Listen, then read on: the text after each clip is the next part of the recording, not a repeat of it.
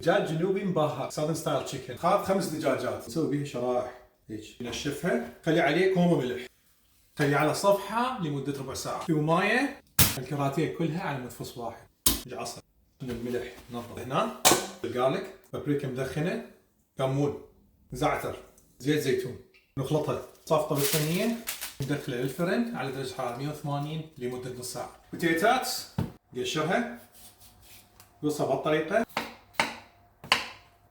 نزل بوتيتا بالماء المغلي، بازاليا خضراء قص القموعه مالتها، قصها رباع، بازاليا ويا البوتيتا لمده 3 دقائق، طفي الجدر ونخليها تبرد. نحضر صوص اوليفر، مايونيز، كاتشب، كريم طبخ، خردل، طماطم مجففه، نبات الكبر، خل، فلفل اسود، وملح، هاي ونخليها بالثلاجه. هذا الدجاج جاهز. حضر السلطه البوتيتا والبازاليا صوبها كوت، واكلتنا جاهزه. ذوقها بسم الله الرحمن الرحيم. هذا غير طيب، سلطه